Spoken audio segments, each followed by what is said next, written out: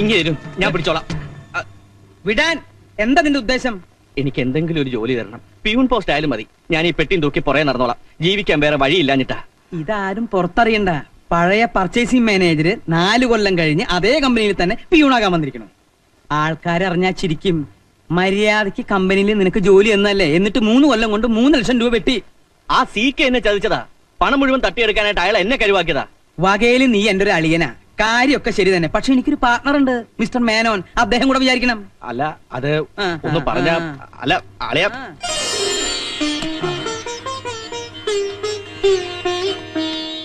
Good morning sir.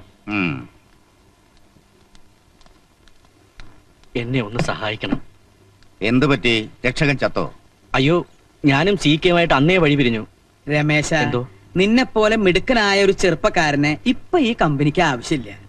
ഇത്തിരി പ്രാപ്തി കുറഞ്ഞാലും കമ്പനി വിഴുങ്ങാത്ത ഒരാളെയാണ് ഞങ്ങൾക്ക് ആവശ്യം. എന്താ എന്നെ കാളയടോ, സഹായം അഭ്യർത്ഥിച്ചു വരുന്നവർ ശത്രുവാണെങ്കിലും ഉപേക്ഷിച്ച പാരമ്പര്യം നമുക്കുണ്ടോ? അയ്യോ, മെന്നെ വീക്കാവരുത്. മേനോൻ ശുദ്ധനാ. ഇവനോടൊന്നല്ല നമ്മൾ പാരമ്പര്യം കാണിക്കേണ്ടത്. ഇയാള് പാവ. ആ സീക്കയുടെ ട്രാപ്പിൽ വീണു പോയതാ. ഒരു തവണ കൂടി നമുക്ക് ക്ഷമിക്കാം. Thank you sir. ഹലോ, ബോലോ. നഹി മാലൂം, ഹോൾഡ് കരോ. Menon is here. ഡൽഹിയിൽ നിന്ന് Udaya Singh. How are you, Singh? We are definitely interested. I'll call you. ആ ബ്ലൂ മൂൺ എക്സ്പോർട്ടേഴ്സിന് നമ്മളുമായി ഒരു എഗ്രിമെന്റ് ഉണ്ടാക്കാൻ താല്പര്യമുണ്ടെന്ന്. എന്താ അതിന്റെ അഭിപ്രായം? ഓ, അതൊക്കെ മേനോൻ തന്നെ തീരുമാനിച്ചാൽ മതി. ഹേയ്, അതല്ല അതിന്റെ ശരി. എന്ത് കാര്യവും നമ്മൾ രണ്ടുപേരും കൂടി അറിഞ്ഞേ ഇതുവരെ തീരുമാനിച്ചിട്ടുള്ളൂ. ഇനി അങ്ങനെ തന്നെ മതി. ആ, തനിക്കൊന്ന് ഡൽഹിക്ക് പോവാമോ ഈ 22-ാം തീയതി? അയ്യോ, ഈ 22-ന് സീതയ്ക്ക് ഗുരുവായൂർ ഒരു നേർച്ചയുണ്ട്. പോകാമെന്ന് ഞാൻ വാക്കും കൊടുത്തു. ഇനി പോയില്ലെങ്കിൽ അത് മതി കുടുംബ പ്രശ്നത്തിന്. താൻ ബേജാറാവണ്ട, ഡൽഹിക്ക് ഞാൻ പൊക്കോളാം.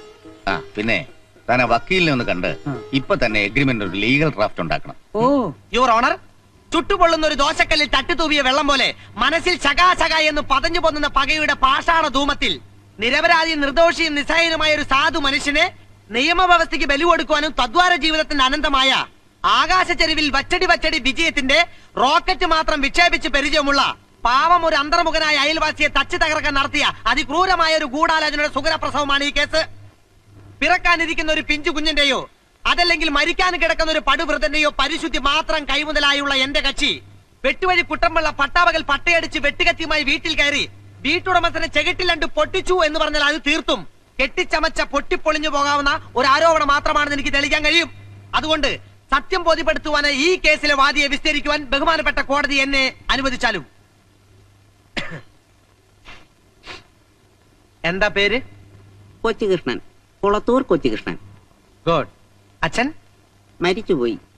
Very good. ആ, ബൈ ദ ബൈ, മിസ്റ്റർ കൊച്ചുകൃഷ്ണന്റെ സ്വഭാവം എങ്ങനെയാ? ഞാനൊരു മാന്യനാ. മാന്യനാകും മുമ്പ് എങ്ങനെയായിരുന്നു സ്വഭാവം? ചാരായ ഷാപ്പ് നടത്തുകയായിരുന്നു. സർക്കാർ പൂട്ടിച്ച് മാന്യനാക്കിയതാ. ഗുഡ്. ഷാപ്പ് പൂട്ടിയ ദിവസം കേസിന് ആസ്പദമായ സംഭവം എന്തെങ്കിലും ഓർക്കുന്നുണ്ടോ? ഉണ്ടെങ്കിൽ അത് ക്രമം തന്നെ ഒന്ന് പറയൂ. ഷാപ്പ് പൂട്ടിയ ദിവസം ഏപ്രിൽ 1 ആയിരുന്നു. ഷാപ്പ് പൂട്ടാൻ ഇതിലും നല്ല ദിവസം വേറെ ഉണ്ടോ? Yes, proceed. അന്ന് വൈകുന്നേരം ഞാനും ഭാര്യയും കൂടെ ഷാപ്പ് പൂട്ടിയ കാര്യം അയവറയ്ക്ക് വീട്ടിന്റെ വരാന്തയിൽ ഇരിക്കുകയായിരുന്നു. അപ്പോഴാണ് വെട്ടുവഴി നാറുന്ന പട്ടയടിച്ച് വെട്ടുകത്തിയുമായി വീട്ടിൽ കയറി വന്നത്. വെട്ടുവഴി പട്ടയടിച്ചാലുടൻ വെട്ടുകത്തിയുമായി നിങ്ങളുടെ വീട്ടിൽ കയറി വരാൻ നിങ്ങൾ ആരാ? മദ്യനിരോധന പ്രവർത്തകനോ? പട്ടയുടെ കട്ടുമൂത്തപ്പോ വന്നതാ. എന്നിട്ട് ചോദിക്കുക, എന്തിനാടാ ഷാപ്പടച്ചതെന്ന്. അത് ഞാൻ എക്സൈസ് മന്ത്രിയോട് പറഞ്ഞോളാമെന്ന് മറുപടിയും പറഞ്ഞു. പറഞ്ഞു തീരുന്നതിന് മുമ്പ് എന്റെ കവിളിലോട്ടൊന്ന് പൊട്ടിച്ചു. എന്നിട്ടെന്താ, പലരെണ്ണം പോയി. Very good. അടിച്ചത് കൈകൊണ്ടാ? എവിടെ നിന്ന് അടിച്ചത്? നേരെ കൺമുമ്പിൽ നിന്ന്. ഏത് കൈകൊണ്ട്? വലത് കൈകൊണ്ട്. ഏത് കവിളിൽ? വലത് കവിളിൽ. അതൊന്ന് കാണിച്ചേൻ. അവിടെ തന്നെയാണല്ലോ? ഉറപ്പാണല്ലോ? എന്റെ 8 കുട്ടികളാണ് സത്യം, ഉറപ്പാണ്. Okay, that's all your honour. സാക്ഷിമൊഴി വിശ്വസിക്കാനാവുന്നില്ല. എന്റെ കക്ഷി വലത് കൈ കൊണ്ട് വലത്തേ കവിളിൽ അടിച്ചു എന്നാണ് പറയുന്നത്. വലത് കൈ കൊണ്ട് ഒരാളെ ഓങ്ങി അടിച്ചാൽ അയാളുടെ ഇടതേ കവിളിൽ കൊള്ളൂ. This is a Himalayan or Anamudi blunder. സത്യമായി അടിച്ചതാണ് യുവർ ഓണർ. ഓഹോ, അത്രയ്ക്ക് ഉറപ്പാണോ? എങ്കിലൊരു കാര്യം ചെയ്യൂ, ആ വലത് കൈ കൊണ്ട് എന്റെ വലതേ കവിളിൽ അടിച്ചു കാണിക്കൂ. ആനടിക്കൂ. കോടതിക്ക് സത്യം ബോധ്യപ്പെടുത്താൻ നേരമായി. മടിച്ചു നിൽക്കാതെ അടിച്ചു തീർക്കൂ. പല്ലുള്ളത് പോയോ? ഇപ്പൊ മനസ്സിലായോ നിന്നെ എന്താ കേസ് വാദിക്കാൻ കോടതിയിൽ അയക്കാത്തതെന്ന്? എനിക്കെന്നല്ല ഒരു സീനിയറിനും നിന്നെ വിശ്വസിച്ച് കേസ് ഏൽപ്പിക്കാൻ പറ്റില്ല. അതിനെ ലാപ്പായിന്റ് അറിയണം. പുറം കൈ കൊണ്ടടിച്ച വലത് കൈയായാലും വലത് കവിളിൽ തന്നെ കൃത്യം കൊള്ളും. അതറിയാത്തവൻ കേസ് വാദിക്കാൻ കോടതി പോയാ പാവം പ്രതിക്ക് അഴി ഉറപ്പാ. ഇത് കഷ്ടാണ് സാർ. ഞാൻ സാറിന്റെ ജൂനിയർ ആയിട്ട് ഇപ്പൊ കൊല്ലം 5 ആയില്ലേ. സീനിയറിന് സമയമില്ല, കേസ് നീട്ടി വെക്കണം എന്നൊരു അവധി പറയാൻ, ഒരു പ്രേ ഫോർ ടൈം, അതിനു വേണ്ടിയെങ്കിലും എന്നെ സാറ് കോടതി കാണിച്ചിട്ടുണ്ടോ? ഒന്ന് ഞാൻ ഉറപ്പിച്ച് പറയാം, ഏതെങ്കിലും ഒരു കേസ് നിന്നെ സ്വതന്ത്രമായി ഏൽപ്പിക്കണമെങ്കിൽ ആദ്യം ആ കേസ് എന്റെ മുമ്പിൽ വാദിച്ച് ജയിക്കണം. അല്ലെങ്കിൽ ഈ ജന്മം നിനക്ക് കോടതിയിൽ പോകാമെന്നുള്ള ബോധി അങ്ങ് കളഞ്ഞേരെ. തൽക്കാലം വെട്ടുവീഴിയുടെ കേസ് ഞാൻ വാദിച്ചോളാം. May I coming? If you want. Sorry sir, sir പറഞ്ഞിരുന്നെങ്കിൽ ഞാൻ അങ്ങോട്ട് വരുമായിരുന്നല്ലോ. കമ്പനി വക്കീലിനൊരു വെയിറ്റ് ആയിക്കോട്ടെ എന്ന് കരുതിയാ. സാർ അങ്ങോട്ട് ഇരിക്കണം. ആ സാർ, അത് വെട്ടുവീഴിയുടെ കേസ്. ശരി. ഇയാളുടെ കവിളിൽ എന്താ കടന്നൽ കുത്തിയോ? അത് വെട്ടുവഴി വെട്ടിച്ചതാ. അഡ്വക്കേറ്റ് PK ശിവകുമാറിന് കോടതിയിൽ പോകാൻ ഒരു പൂതി. അത് രാവിലെ ഞാനങ്ങ് തീർത്തു. അത് വളരെ നന്നായി. ഞാൻ ഇന്നാള് പറയണമെന്ന് വിചാരിച്ചതാ. എന്താ സാറ് പിന്നെ പറയാത്തത്? എന്താ? പിന്നെ ഇതാണ് ടാർജറ്റ്, ഓ. ഇത് ടേൺ ഓവർ. ഓ. ഈ എഗ്രിമെന്റിന് താൻ ഒരു ലീഗൽ ഡ്രാഫ്റ്റ് ഉണ്ടാക്കണം. മനസ്സിലായോ? ഈ ആഴ്ച തന്നെ കിട്ടണം. ഓ. പിടിച്ചോ. എവിടെ കിട്ടിയേ? അതൊന്ന് കാണിച്ചു കൊടുത്തേ. ഓർമ്മയില്ലാന്നോ? അപ്പൊ ഇടയ്ക്കിടയ്ക്ക് കിട്ടുന്നുണ്ടല്ലേ?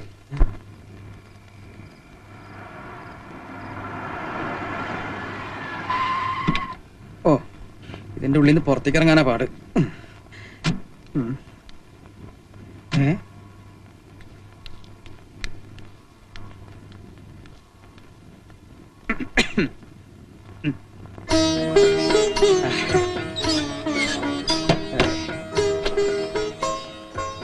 എന്താ അത്ര വൈകിയേ? നീ പിണങ്ങിയോ? എന്റെ സീതാലക്ഷ്മി, ആ വക്കീലിനെ ഒന്ന് കാണാൻ പോയതാ. ദേ, നീ മാപ്പാക്കണം.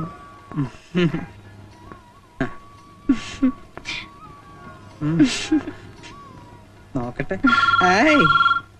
ആ, നാശം. ഈ സമയത്ത് തന്നെ അടിക്കണം.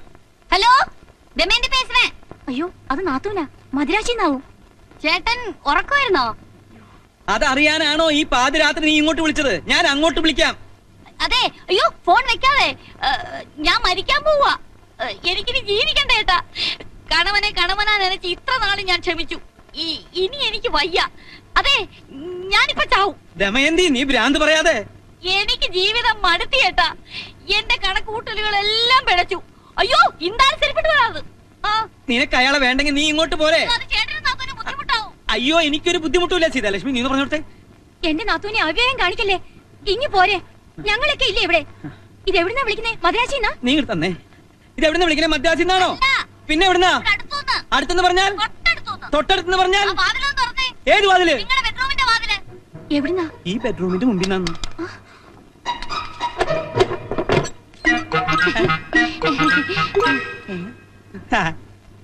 നിനക്കെന്താ തലയ്ക്ക് വല്ല അസുഖമുണ്ടോ? മനുഷ്യനെ ഒട്ടുപിടിപ്പിക്കാൻ. 1 മാസം തികയുന്നതിന് മുമ്പ് വീണ്ടും വഴക്കടിച്ചു വന്നു എന്ന് പറഞ്ഞാൽ ചേട്ടൻ ഇഷ്ടപ്പെട്ടില്ലെങ്കിലോ എന്ന് കരുതിയാ ഒന്ന് ടെസ്റ്റ് ചെയ്താ.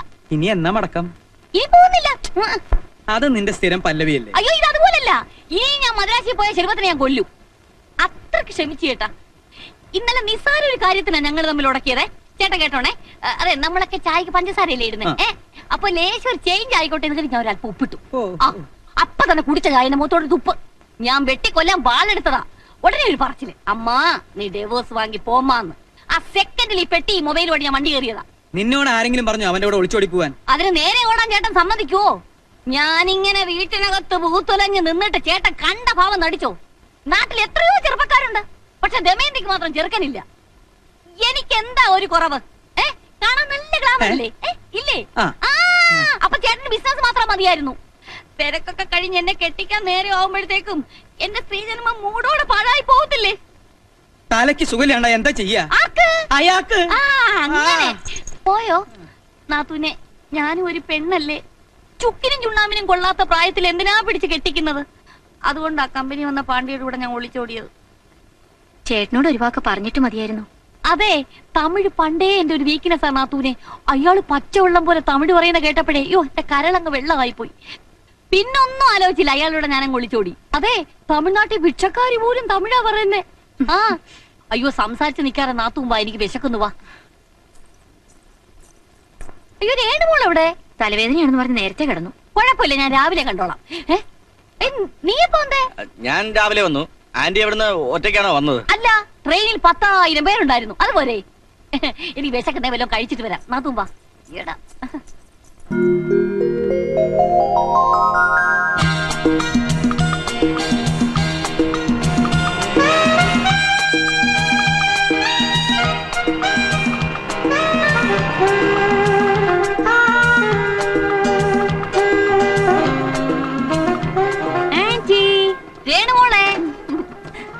ஆன்ட்டி, இனிமே நீ என்னை விட்டு எங்கேயும் போக கூடாது. இல்லையம்மா, இனிமே உன்னை விட்டு நான் எங்கேயுமே போக மாட்டேன். இது சத்தியம் சத்தியம் சத்தியம்.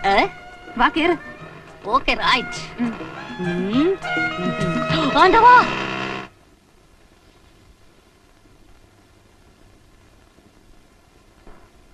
ചേട്ടാ ചേട്ടാ എണീക്കൂ.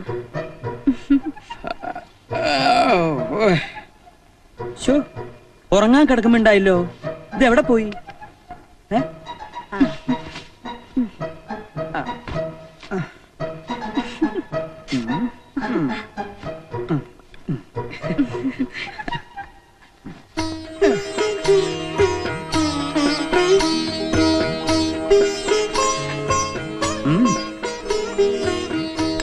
അവിടെ പേപ്പർ വേണ്ട, നീ വായിച്ചു കേൾപ്പിക്കുമ്പോഴാ പ്രഭാത ബേരിക്കൊരു സുഖം. പ്രഭാത പേര് 3 മണിക്കൂറാക്കല്ലേ, 8 മണിക്ക് പോകാനുള്ളതാ. അത് നിന്റെ മിടുക്ക് പോലിരിക്കും. ഫോൺ ചോർത്തൽ, CBI കേസെടുത്തു. ന്യൂഡൽഹി. അതെ, ഹെഡ്ലൈൻ മാത്രം വായിച്ചാ മതി. മന്ത്രിയെ പന്നി കടിച്ചു. ചട്ടങ്ങൾ തയ്യാറാക്കാൻ ഗവൺമെന്റിന് അധികാരം. റബ്ബർ വില ഇനിയും കൂടും. Board chairman. ഓ, നീ കേൾക്കാൻ സുഖമുള്ള എന്തെങ്കിലും വായിക്ക് സീതേ.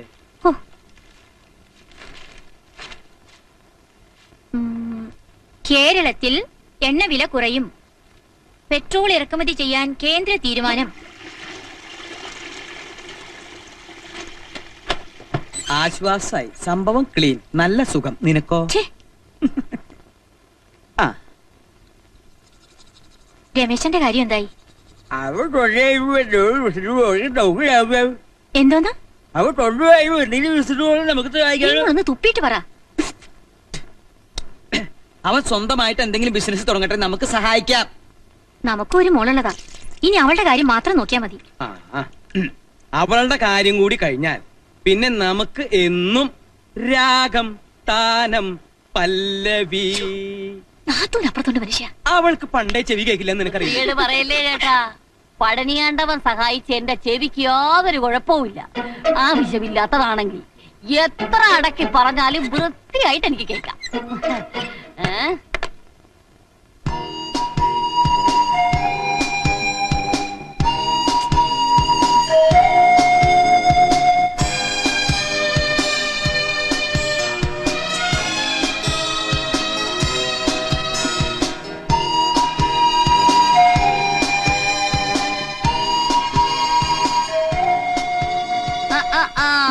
എന്താ പറ്റി രാവിലെ ഒരു കൺഫ്യൂഷൻ?